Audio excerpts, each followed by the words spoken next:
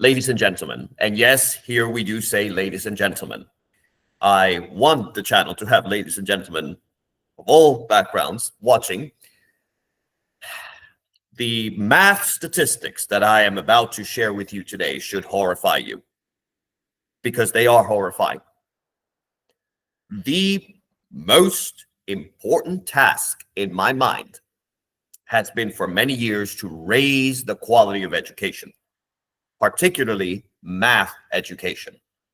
It is in the national interest, and it's in the individual interest of every parent, and above all, of every student watching this channel. We want education to be part of the answer to America's problems, not part of the cause, as is so often today. To compete successfully in the world against China, Russia, and others, we need well-educated, well-trained, creative young people. Because if education is a failure today, national performance will be a failure tomorrow. And we are seeing ever so often our students do not get the education they need. And this problem is affecting all of America today. It's no longer an inner city only problem. It's no longer a rich problem or a poor student problem. It affects everyone: rich, poor, white, black, brown, suburb, inner city, rural. And of course, the roots started in the inner cities, where you have youngsters who need a decent education if they are to have a better future. And we saw ever since the 1960s, we're seeing this more and more and more. That opportunities, they started snatching it away from them, from those students in the inner cities, by unelected bureaucrats who call themselves educational authorities. They're not an authority on anything. They're not even a moral authority. And in many cases, they have extremist teachers who I use the term teacher in that context very loosely, because rather than educate and instruct, they are there to brainwash students with some cheap political propaganda. Now, I'm not saying all teachers. I know a lot of teachers watch my channel, and there's some great teachers who leave comments, and they are seeing the same problem. But actually, they agree with me. Those teachers agree with me, because they've worked in educational systems where they are not encouraged to actually teach. Their hands are tied. They don't have authority in the classroom. And oftentimes they have to put up with, again, unelected bureaucrats from, telling them what to do either from the state level, or in many cases, even from the Department of Education, from Washington, D.C. We've never elected. We don't even know the names of those people. And yet they dare to try to tell our schools what to do. And, you have children who need to be able to do math properly. And in some instances, you saw what happened a couple of years ago in San Francisco. I cannot remember the name of the loony. I know it was a female, but I don't remember her name. She was some kind of bureaucrat. And basically, she said that mathematics, specifically algebra, was racist. Can you imagine how disgusting it must be to have the poor misfortune of having your student in the hands of such loonies, of such, never has a word like weirdo been so appropriate as to those kind of people, when in fact mathematics is the opposite of racist. It is actually mathematics is about truth. It's the great equalizer. And that's precisely why bureaucrats do not like mathematics, because you cannot bluff your way out of math. You either know it or you don't. And because you cannot bluff your way out of mathematics, because it is based on fundamental truths, axiomatic truths, then the results are showing what an utter failure their education system has been. If you can even call it an education or a system. I doubt they probably don't even know what a system is. We also have young people who need to be able to express themselves in clear spoken English And instead, they are being taught to use Grammarly, even though Grammarly often gets the grammar wrong. They are, in many cases, they are taught that profanity is okay, sometimes even encouraged by their own teachers. Now, I know not all, but I've traveled enough to see that in many cases, I mean, it's bad enough that that educators or anyone is using profanity, even in private. I don't care if it's private or public, but the fact that you even see teachers using cuss words now in front of young people, that is very alarming to me. And I believe that we must take the primary responsibility for setting standards for the education of our students. And that's what I intend to do at City Tutoring. That is, in fact, what I do. That is why we have been so successful. And the purpose of this video is, in fact, to show you first I'm going to show you the statistics. And after we go over the statistics, then say a little bit more about what we do. And, you can make a decision based on, for your students and see what's happening in the educational systems all across America. All right, so here are the statistics. The source is Ed Week, Education Week. And it says here in math, American fourth graders scores. If you're watching from another country, by the way, in the United States, we have the general educational system starts at what they call the K level, which is kindergarten, which is actually a German word, which means children's garden. And then it starts you have after kindergarten, you have first grade, second grade, third grade, etc., all up until the 12th grade. Now, the 12th graders are usually called the seniors, and this is evaluating here grade 4 and grade 8. So in math, American fourth graders scores fell 18 points. Fourth graders are typically 9, 10 years old, give or take a few exceptions, sometimes 11 years old. And it says here, while eighth graders' scores fell by 27 points, the biggest drop since the United States began participating in the test in 1995. More U.S. students scored at the lowest level in math than ever before. That is a sobering and damning statistic. And have a look here, the percentages of students in grades 4 and 8. So notice what happened. In 1995, according to this, at or above the low benchmark, I emphasize that, 92, not even high, we don't even strive for that, 92%. And then as you noticed, 7%, 5%, 2007 was quite good. So was 2011. But after 2011, notice what happens.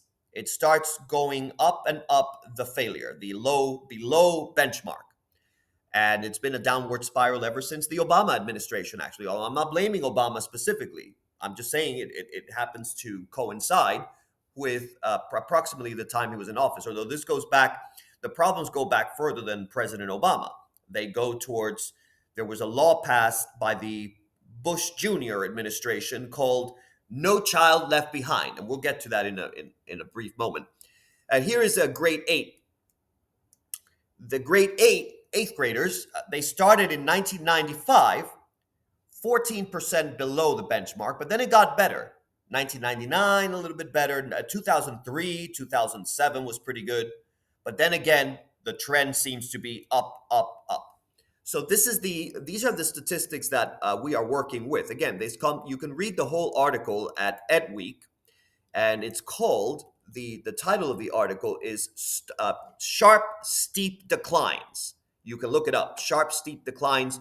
U.S. students are failing behind math and science.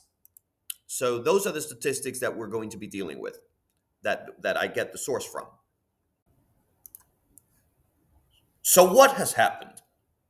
What has happened?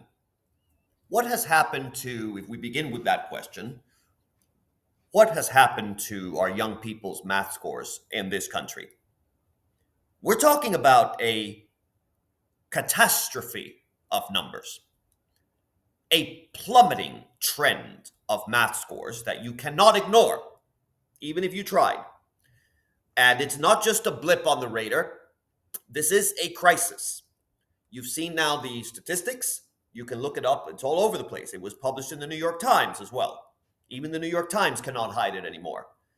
The problem in America is oftentimes Americans don't have all the facts because our media often does not care for us to have all the facts. And it's been happening since I can remember. I remember even in the 1990s, I never trusted most of what the press was trying to sell us, especially CNN and all the news networks they were in it for themselves. But now they cannot even hide it anymore.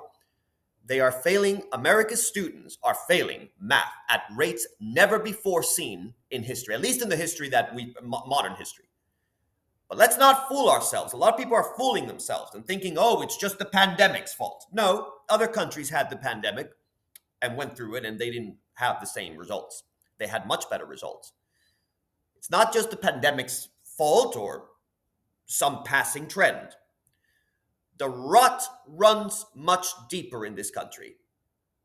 And the statistics don't lie, because my experience as a person who has been teaching math for over 20 years confirms them. And for years, even before COVID, when COVID shut down classrooms and isolated students, we were already in trouble in this country. Math scores were flatlining, and the gap between the highest and the lowest performers was widening already at an alarming rate. But you don't need me to tell you this. All you have to do is look around. Go to your local schools if you don't believe me. Just look at the numbers. Look at the education in the classrooms, the behavior in many of our schools, the slacking off, the watering down of our standards, otherwise known as the dumbing down of our students. The average American student can barely handle a basic algebra problem anymore. And why? Because of the dumbing down of our educational system, although it's not the only reason. We've introduced new curricula.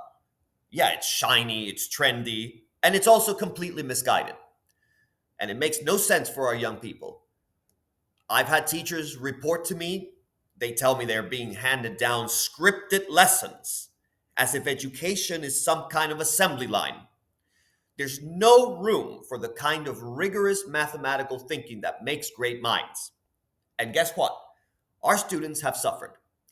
It's all part of this well-intentioned disaster. You get trends like there's a new program, or relatively new program now. It's called illustrative mathematics. But it's not just that. It's also whatever the latest educational fad is. It's a disaster in this country. And then, of course, you have the distractions that plague so many of our young people today. We live in a world of constant noise. Social media is all over. TikTok, endless flood of distractions, technology, and yet our students cannot do basic math without getting distracted. And can you blame them? How can students focus when the world around them, even their parents, act like toddlers in many cases? It's filled with instant gratification, right? Technology is supposed to be a tool for progress and not a crutch for laziness. And yet here we are. We face many students of a generation that they cannot solve, in many cases, an equation without an app telling them what to do. And that, my friends, is a failure, not just of our education system, but also a failure of parenting and of teachers in many cases too. It's not, remember, the young people they absorb what's around them. And if they don't see enough people leading by example, of course, they're not going to follow any example except what they want to do. And we don't even let's not stop there though. You look at the very backbone of the problem, you have policies that enable this misbehavior, that enable the incompetent fools who are running many of our educational systems in this country. We have education bureaucrats who believe that lowering standards is the answer. Even more insulting, they believe that if you are of a certain background, of a certain race, that you don't deserve to succeed, that you cannot succeed, in fact. This is what is being pushed in many, many school districts in this country, and by some politicians as well. And lowering standards rather than raising expectations is why we've been falling behind for decades. And the bureaucrats, they want us all to believe it's okay. That is just a phase. It's not a phase, it's a systemic issue, to use their word. They like to use the word systemic a lot. I used to use systematic, but we're only digging ourselves deeper in the problem. You also have, of course, the socioeconomic disparities. That is not a myth. It is there. It's hard to focus on algebra when you don't have certain access to the resources or the quality teachers that maybe other districts have, right? It's even harder when you are hungry. A lot of our students are hungry. That is true, because either they're because a lot of it, not because in this country you don't have the option to eat, but in many cases because they have poor parents. Uh, and I use the term poor not in the economic sense. I mean it as in poor parenting is the real problem in this country. Poor parenting is one of the problems we have, that we face. But our educational system has failed the most vulnerable students. And the math scores reflect that. But it's not just a so-called poor student problem. It's also affecting wealthy students. I've had students from all backgrounds, and they're all struggling. And I'm going to quote Jim Stigler, and he's a psychology professor at the University of California. He said, and I quote, "The advances in technology that are going to drive where the world goes in the next 50 years are going to come from other countries because they have the intellectual capital and we don't." And that is fact. There's another, that's end quote, by the way. You also have Josh Weiner. He is the vice president of the Aspen Institute. He's the founder and executive director they have a college excellence program. He said, and I quote, "There are major national and international challenges that will require better math skills. This is not an educational question alone," said Weiner. "It's about knowledge development, environmental protection, better cures for diseases, resolving the fundamental challenges facing our time require math," end quote. Now, I've been teaching math for over 20 years, and I can tell you that the idea of ignoring mathematical skills in favor of, there's a trend going on in some recent years. It's called in-class discussion, which in reality means only a few students will do the talking, and badly in many cases because they don't have a foundation in which to talk about anything. And that's like trying to teach literature to someone who cannot read. And yes, they can watch or hear stories, but if you cannot read, you cannot academically achieve. And year after year, I am witness to a growing number of freshmen who cannot do the most basic pre-algebra, let alone college algebra. And that is why so many of them truly struggle in my calculus courses. Nearly all, and even my algebra courses, they struggle. They really do. And nearly all worthwhile majors, such as finance, science, or medicine, they require mathematical skills, whether you like to hear that or not. That is the future. And what I do here at City Tutoring is everyone passing is not the goal. Everyone participating is not the goal. Engagement is not the goal. Those are requirements. But if you're unprepared, then it is a total waste of time. And when I have seen students who truly do not care about their education. We're talking 16, 17, 18-year-olds, 15-year-olds also. And they truly do not care about their education. When that happens, I make a very quick telephone call to their parents, and I give them their money back. I am not interested in their money if their child doesn't care. I never take advantage of stupid. I really don't. I wasn't taught like that. My morals tell me otherwise.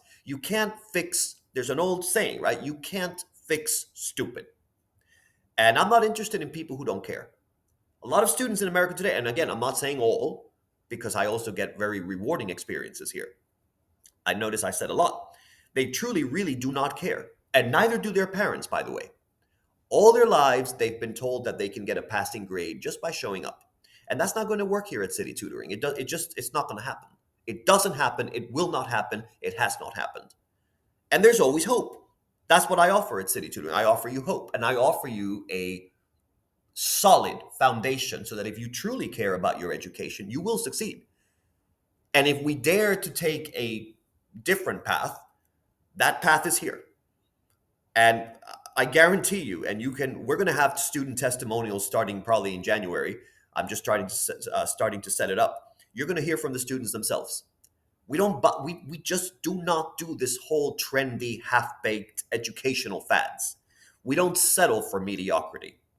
We believe in the classic time-tested methods, and that's why we do teach, for example, using Dolciani, sorry, Italians, I know, they'll reprimand me for it. Dolciani, algebra. But it's not the only text we use. Let me tell you, there is no substitute for rigor and the depth of the set theory-based abstract approach here. And this isn't about spoon-feeding students or dumbing things down for them. This is about what we do here is we teach the students how to think properly, to think critically, to understand algebra the way it was meant to be understood, to appreciate the elegance of mathematics and the beauty that comes with solving problems the mathematical way. Do you know that what we offer, something that modern curricula cannot, and that is challenge. It's the kind of challenge that forces students to grapple, yes, with complex ideas, to wrestle with the unknown, and to emerge victorious on the other side. And when they do, they don't just learn math, they learn how to think. And they develop the problem-solving skills that they will carry with them for the rest of their lives. You can't get that from some teaching method that rewards, for example, saying dumb things like, oh, good participation. Now, of course, this does not mean in any way that we discourage questions and inquiry. But students, they often laugh. They laugh hard here when they realize the holes in their logic. So it's not about ridiculing the students, but it's about teaching students, empowering students how to clean up their thinking. And the current system is failing your students as well. I'm fed up with watching them drown in mediocrity. I don't just teach students how to pass a test. We do testing too, but that's not the focus. I teach them how to master mathematics in a way that prepares them for success in college, in life, and in whatever they choose to pursue. So don't sit back. You do have it in your hands to not let the decline continue, at least not for yourselves. If others want to sink, let them sink. But don't settle for the lowest common denominator.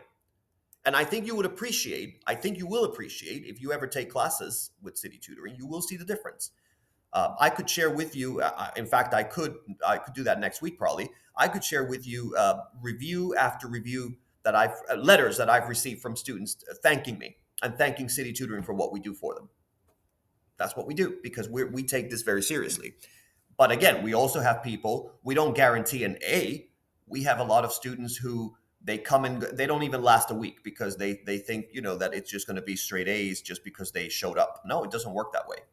But anyway, I hope that my message is positive for you because it is a positive message. It is a message of hope for you. And if this video was helpful, please continue to subscribe. I feel so blessed by the Lord. Everything that has happened on this channel, I wouldn't have imagined ever, not even and I'm a pretty imaginative person because I like to think outside the box. But even as an imaginative man that I am, I would never have imagined that this channel would have become what it has become in just less than 3 months, actually 2 months. So thank you all. I appreciate you all. Please leave if you have had experiences in your school, let me know in the comments section. I'm curious. I always try to respond. Sometimes I cannot respond to every single person, but I do my utmost best because I owe it to you. It's a form of respect that if you take the time to leave a comment, I should also take some time out of the day to respond to you. So I owe that to you. I do my very best. If it ever happens where I do not respond to you, it's because I'm overwhelmed sometimes with all the tech and all the comments. And there's always a lot to do. So greetings to you. My name is Alfred Cromwell. I am the founder and president of City Tutoring. And I send you my well wishes and greetings from the beautiful area of Lynchburg, Virginia. Thank you.